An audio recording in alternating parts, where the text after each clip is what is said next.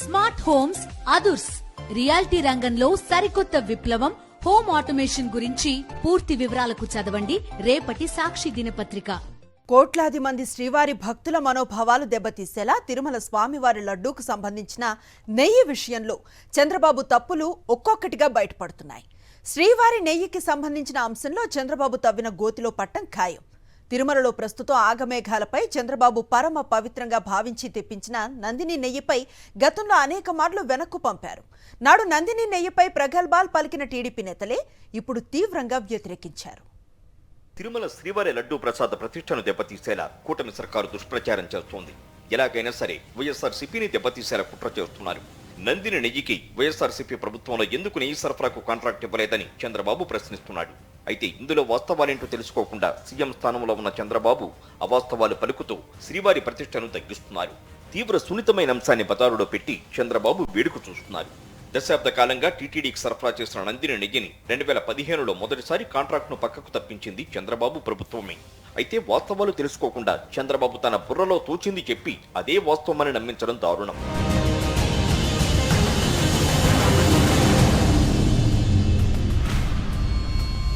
తన వాళ్లతో పచ్చ మీడియాలో విషప్రచారం చేస్తున్నాడు.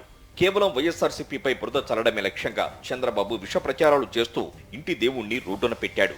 2015లో కర్ణాటక సహకార రంగంలోని నందిని బ్రాండు నెయ్యిని టీటీడీకి సరఫరా చేసేందుకు టెండర్ వేశారు. ఈ నందిని డైరీతో పాటు మరికొన్ని టెండర్లు పాల్గొన్నారు. కానీ నాటి టీడీపీ సర్కారు నందిని డైరీని కాదని మహారాష్ట్రకు, కర్ణాటకకు చెందిన గోవింద్, తిరుమల డైరీ, సుబీ డైరీలకు నెయ్యి సరఫరా కాంట్రాక్ట్ ఇచ్చింది. సర్కారు నిర్ణయంపై చాలా విమర్శలు వచ్చినా చంద్రబాబు పట్టించుకోలేదు. వైఎస్ఆర్ కాంగ్రెస్ పార్టీ ప్రభుత్వంలో ఉన్న సమయంలో టీటీడీ నెయ్యి సరఫరాకి టెండర్ పిలిస్తే నందిని డైరీ టెండర్లో పాల్గొనలేదని ధర్మారెడ్డి ఆనాడే మీడియా సమావేశంలో వెల్లడించారు. మరి టెండర్లో పాల్గొనకుండా నందిని డైరీకి కాంట్రాక్టు ఎలా ఇస్తారని ఆయన ప్రశ్నించారు.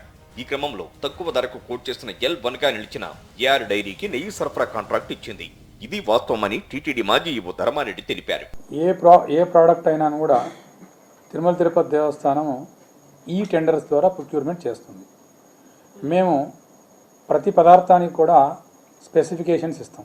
ఇప్పుడు ఈ కేఎంఎఫ్ వాళ్ళు ఏదైతే చెప్తున్నారో చైర్మన్, గత 20 ఇయర్స్గా ఎవ్రీ ఇయర్ వాళ్ళ నుంచి తీసుకోలేదు.